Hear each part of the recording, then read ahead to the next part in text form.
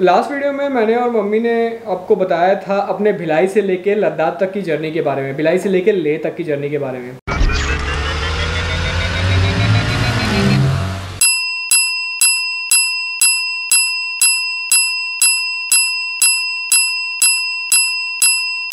आज हम अपने वीडियो को आगे बढ़ाएंगे और लेह से आगे जो हमारी जर्नी थी जिसमें हम लोगों ने लद्दाख को एक्सप्लोर किया वो आपके साथ शेयर करेंगे।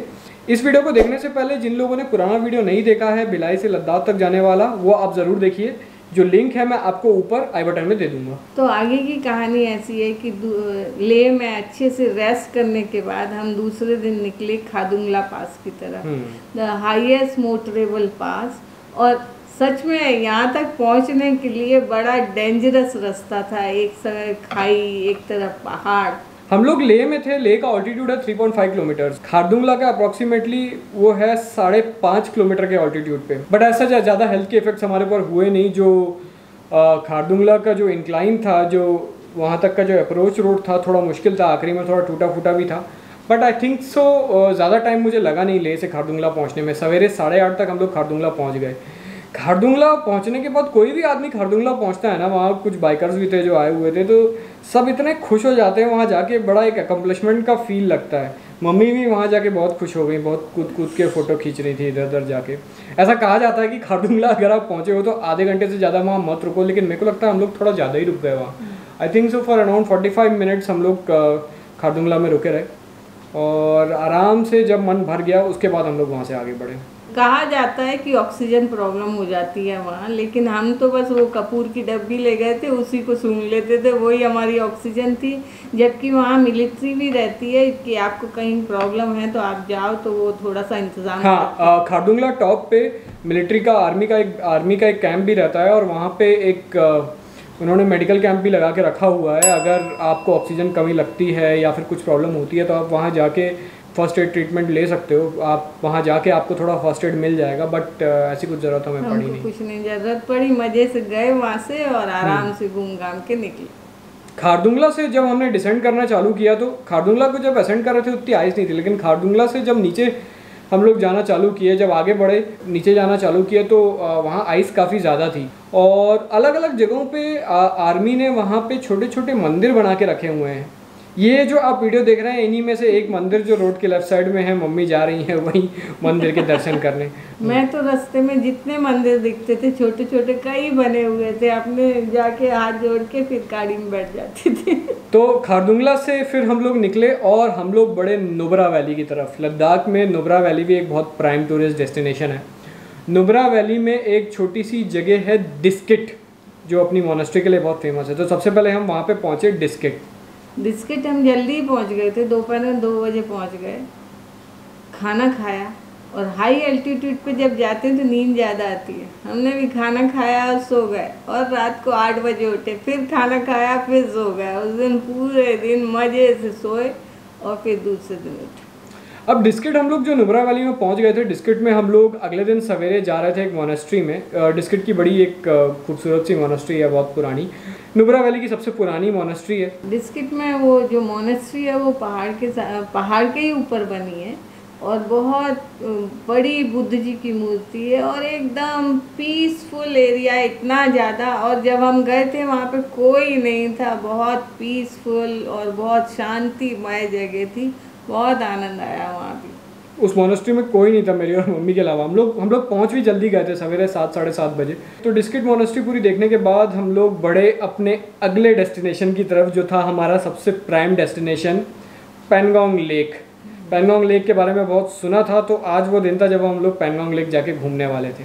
3 इडियट्स में जब से पेंगोंग लेक देखी थी, इतना मन था पेंगोंग लेक देखने का और आज वहीं पहुंच रहे थे, बहुत एक्साइटेड थी।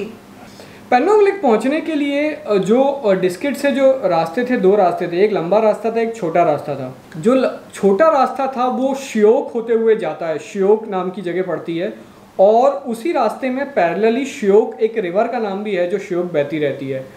ये रिवर के बारे में अगर आप इंटरनेट पर पढ़ेंगे तो बहुत सारी भयानक कहानियाँ इंटरनेट पे रहती हैं। तो मैं बड़ा कंफ्यूज था कि लंबा वाला रूट लूँ जिसमें कि शायद मेरा जो पूरा ट्रैवल था एक दिन और बढ़ जाता है, या छोटा वाला रूट लूँ। बट मैंने कई लोकल लोगों ने पूछा, उनने बोला आप शॉर्टकट से चले जाइए, रोड अच्छा है, कोई प्रॉब्लम आपको नहीं होगी, अभी नदी में पानी भी कम है। जब उस रोड पे आप जाते हैं तो रिवर बेड, साइड में रिवर है और साइड में ही रोड बना हुआ है, तो आप पूरे टाइम रिवर आपके पैरेलल चलती रहती है। बट अभी उस रिवर में ज़्यादा पानी नहीं था, तो लिटरली कई जगह आप रिवर बेड से ड्राइव करते हुए जाते हैं। वो जो ड्राइव थी श्योक होते हुए, मैंने मम्मी को बताया नहीं था, वो रिवर ऑफ डेथ थी, तो वो जो श्योक होते हुए ड्राइव थी वो सबसे मज़ेदार थी। मतलब बीच में कई जगह हम लोग ने गाड़ी बढ़िया अपनी रोकी, मतलब ऐसा एज लद्दाख में एज यूजुअल जैसे होता है कि कहाँ गाड़ी रोके और कहाँ ना रोके वाला हिसाब था। वो जो पूरा रास्ता था पैंगोंग लेक तक वाला श्योक होते हुए, श्योक और आगम ये वाले कुछ रास्ते थे, मेरे को ठीक से याद नहीं, श्योक डुब्रुक नाम की भी कोई एक जगह आसपास वहाँ पे पड़ती है। वो पूरा रास्ता बहुत शानदार था, मतलब कि अभी भी अगर मौका मिले तो दोबारा उस रास्ते से ज़रूर जाएंगे। और फिर जैसे ही पैंगोंग लेक दिखनी चालू हुई, दिमाग में घंटियां बजने लगी। इतना सुंदर, जहाँ तक नजर दौड़ाओ नीला नीला पानी, और इतना सुंदर और इतनी बढ़िया ठंडी हवा कि लाजवाब सीन था। देख के लग रहा था कि सारा आंखों में भर लो और यही देखते रहो। स्पीति में भी हम लोगों ने आपको चंद्रतल लेक दिखाई थी, लेकिन चंद्रतल लेक काफ़ी छोटी सी है, आप पूरा उसके अराउंड घूम के आ सकते हो। Pangong lake on the other hand बहुत ज़्यादा बड़ी है, इसका एक पोर्शन इंडिया में है और एक पोर्शन चाइना में है। और मैं उसके किनारे गाड़ी ड्राइव करके चलाता गया और आप चाहो जितने आगे चाहो उतना जा सकते हो, और बहुत सारे उसके बैंक्स है, कहीं भी बढ़िया गाड़ी आप ले जाके रोक के बढ़िया फ़ोटो सेशन कर सकते हो। तो मतलब कि वो मतलब चंद्रतल लेक से कई गुना बेहतर है पैंगोंग लेक, बहुत ज़्यादा बड़ी है, और जो उसका नीला रंग है और जो आसपास का एरिया है, जब भी आप वहाँ जाओ हमेशा तेज़ ठंडी हवा चलती रहती है, एटमॉस्फेयर एकदम गजब का था। मतलब कि ये पैंगोंग हमारा सबसे प्राइम टारगेट था जब हम लद्दाख आए थे, और पैंगोंग तक पहुँच के दिल को बड़ी तसल्ली मिल रही थी। मतलब मेरे ख्याल से हम लोग 2.5-3 घंटे तक बढ़िया वहाँ पे रहे। पैंगोंग लेक के साइड में ही रुकने के भी टेंट थे, लेकिन पहली बार था तो हमें लग रहा था कि बहुत ठंडा है, हवा चल रही है, तो क्या पता हेल्थ वाइज कुछ प्रॉब्लम ना हो जाए, इसलिए फिर हम वहाँ रुके नहीं और वहाँ से निकल पड़े। पैंगोंग से जस्ट थोड़ा सा पहले जिस रोड से हम लोग आए थे, तंगस्ते नाम की एक छोटे सा गांव पड़ता है। तंगस्ते भी, अब पैंगोंग से अगर आप कंपेयर करें तो अलग बात है, लेकिन तंगस्ते भी एक छोटा सा बड़ा खूबसूरत सा गांव है। वहाँ पे एक होटल था, होटल पैंगोंग रेसिडेंसी, ये हम लोग उसी होटल में घुस रहे हैं अंदर, होटल पैंगोंग रेसिडेंसी। ये भी बड़ा सुंदर सा होटल था। यहाँ भी एज यूजुअल हम लोग पहुँच गए थे 6 बजे, फटाफट खाना खा के सो गए और अगले दिन सवेरे बढ़िया फ़ोटो सेशन किया। ये देखो मम्मी यहाँ पे एक लीडर बन गई है चश्मा पहन के मम्मी बढ़िया फ़ोटो खिंचा रही। अब जो अगला हमारा टारगेट था, हमें पहुँचना था वापस ले, बट ले पहुँचने से पहले रास्ते में एक और बड़ा पास आना था, चांगला पास। तंगस्ते से जैसे ही हम निकले चांगला पास की तरफ, धीरे धीरे हमको बर्फ़ से ढके हुए पहाड़ दिखने लगे, और जैसे जैसे हम आगे बढ़ते गए ये बर्फ़ बढ़ती गई। ये जो आप फ़ोटो देख रहे हैं ये वही चांगला पास जाते हुए रास्ते की फ़ोटो है, कहीं कहीं उतर के हमने फ़ोटो ली। चांगला पास पहुंचने में जब 3-4 किलोमीटर बचा हुआ था, जैसे जैसे हम चांगला पास की तरफ बढ़ रहे थे, जो बर्फ़ जो आसपास थी वो बढ़ने लगी, और चांगला पास पहुंचने के करीब 3-4 किलोमीटर पहले हमारी रोड के नीचे बर्फ़ आ गई। मतलब कि अब तक मैंने बर्फ़ की पहाड़ियाँ देखी थी, लेकिन रोड पे बर्फ़ मैंने कभी नहीं देखी थी। तो ये मेरा पहला एक्सपीरियंस था बर्फ़ के ऊपर गाड़ी चलाने का। बर्फ़ पे आप जैसे ही गाड़ी चलाते हैं, आपको अगर इस वीडियो में दिख रहा होगा तो ये गाड़ी लेफ़्ट राइट थोड़ी सी, आई डोंट नो कि ये क्लियर है कि नहीं, पर गाड़ी थोड़ी लेफ़्ट राइट साइड में खाई थी, और बर्फ़ पे गाड़ी ऐसे फिसलने लगती है तो हार्ट बीट काफ़ी बढ़ जाती है। तो यहाँ भी ऐसे ही हुआ।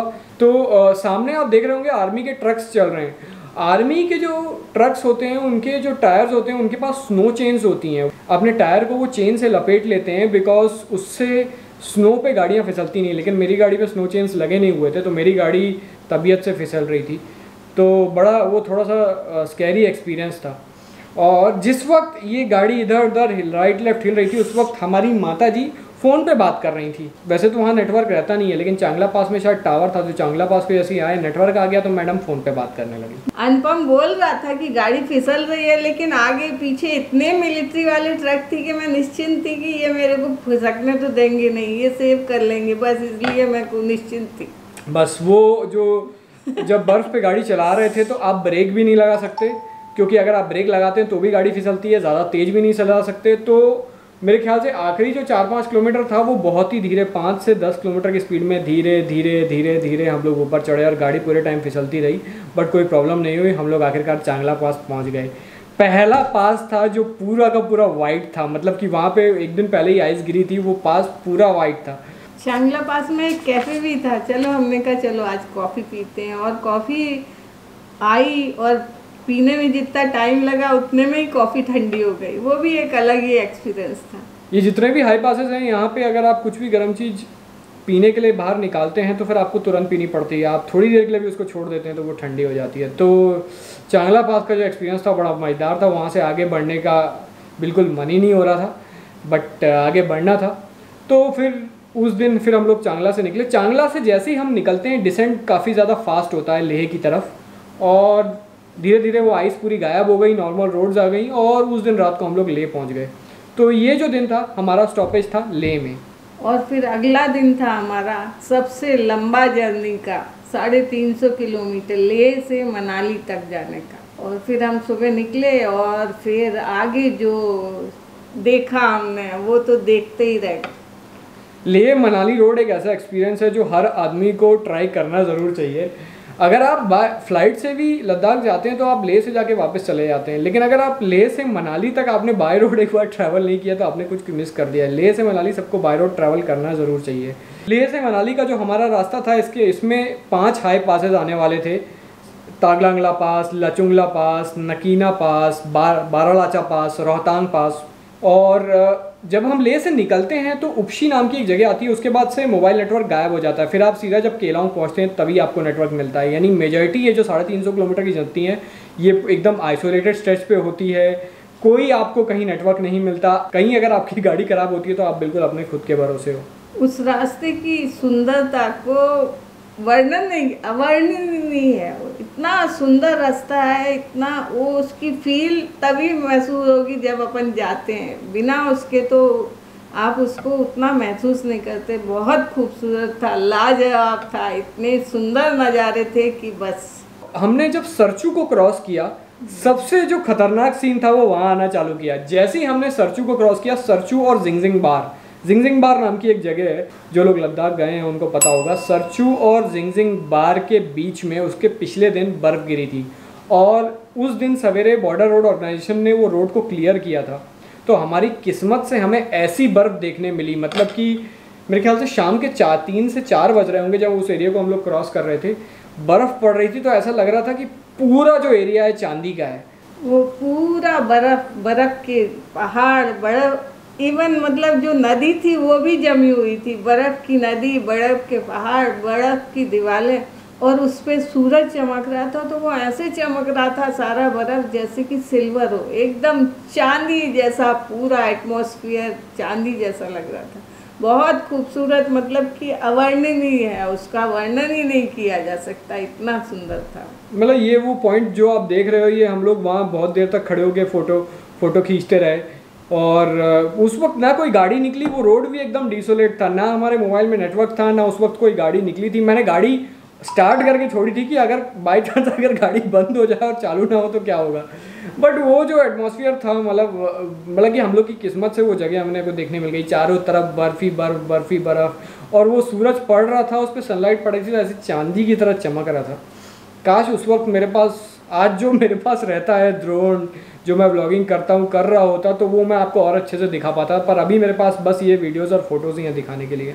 और तब हम फिर भूल गए कि इतना 350 किलोमीटर लंबा जाना है, इतनी जर्नी। हम उस खूबसूरती में ऐसे खो गए कि आखिरी तक फिर हम केलांग पहुंच गए आराम से। जब हम वो वाले पॉइंट से आगे बढ़े तो केलांग पहुंचने से पहले एक जगह हमें कुछ वाटर क्रॉसिंग्स को भी एनकाउंटर करना पड़ा। वहाँ का ये नियम ये होता है पहाड़ी जगहों का कि आप सवेरे निकलो 6 बजे और 2 बजे तक जहाँ भी पहुँचना है पहुँच जाओ, नहीं तो जो बर्फ़ पिघल के रोड सड़क पे जो पानी आता है उसका फ्लो बहुत तेज़ हो जाता है। बट हम लोग को लेट हो गया था और एक जगह हमें ऐसी वाटर क्रॉसिंग एक जगह ऐसे हमें वाटर क्रॉसिंग को क्रॉस करना पड़ा।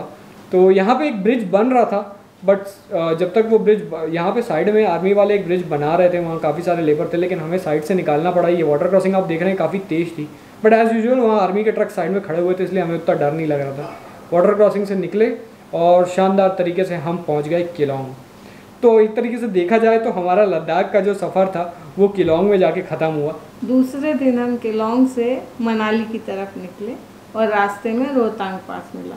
रोहतांग पास में बहुत गर्मी थी, बहुत भीड़ थी। रोहतांग पास हम लोग इससे पहले 1-2 बार आ चुके थे, इसलिए मैं वहाँ पे रुका नहीं। एंड अब वापस गर्मी लगनी चालू हुई थी। लद्दाख में जाके तो खैर कुछ गर्म होता नहीं है, सब कुछ ठंडा ही होता है, बट मई जून का महीना था। अपने ठंडे कपड़े जितने थे सब उतार के हम लोग नॉर्मल कपड़ों में आ गए थे और हम लोग शानदार तरीके से उड़ते हुए पहुँच गए मंडी। तो मंडी एक बार पहुँच गए तो आप ये समझ लीजिए कि वापस हम लोग समतल जगहों पे आ गए थे, अपने एक तरीके से घर पहुँच चुके थे। मंडी से फिर हमें घर पहुँचने में ज़्यादा टाइम नहीं लगा, हमें 3 दिन लगे। तो अब वो कहानी मैं नहीं बताऊंगा क्योंकि अब लद्दाख की कहानी आपने सुन ली है तो वो बोरिंग लगेगी। तो मंडी से एज सच कुछ ज़्यादा कुछ हुआ नहीं, जैसा मंडी, आगरा, भोपाल और भिलाई हम लोग 3 दिन में वापस अपने घर पहुंच गए। ये थी हमारी 2018 की लद्दाख यात्रा। और वो भी हम आपको इसलिए बता रहे हैं कि अगर ये लॉकडाउन नहीं होता तो हम आपको ओरिजिनल लद्दाख यात्रा फिर से बताते। जब से मैंने अपना चैनल स्टार्ट किया, ब्लॉगिंग स्टार्ट की, तब से लद्दाख जाने के लिए मैं मौका ढूंढ रहा हूँ। कुछ ना कुछ ऐसे इंस्टेंस हो जाते हैं जिस वजह से मैं जा नहीं पा रहा हूँ। अभी लॉकडाउन हो गया है, नहीं तो मोस्ट प्रॉब्ली शायद अभी हम लोग लद्दाख के लिए निकल चुके होते। बट लेट्स होप कि ये सिचुएशन जो है वो बहुत जल्दी ठीक हो जाती है। लेट अस होप कि सितंबर का जो महीना है, मई का महीना और सितंबर का महीना, ये 2 महीने बेस्ट माने जाते हैं लद्दाख जाने के लिए। तो उम्मीद करते हैं कि सितंबर तक सब कुछ ठीक हो जाएगा, बिकॉज अगर ऐसा हो जाता है तो फिर सितंबर में हम लोग आपको लद्दाख में ज़रूर दिखेंगे। तो मम्मी, सितंबर में चलना है? हाँ बिल्कुल। मम्मी भी एकदम रेडी हैं, मैं भी एकदम रेडी हूँ। तो होपफुली मैं बहुत जल्दी आपके सामने लद्दाख की एक पूरी कॉम्प्रिहेंसिव ट्रैवल सीरीज़ लेके आऊँगा, जिसमें पूरे के पूरे लद्दाख को बहुत कॉम्प्रिहेंसिवली हम लोग कवर करेंगे। तो इसी होप के साथ कि बहुत जल्द हम अपना लद्दाख टूर स्टार्ट करेंगे। आज का वीडियो यहाँ पे हम लोग ख़त्म करते हैं। अब मैं आपको मिलता हूँ अगले वीडियो में, तब तक के लिए गुड बाय।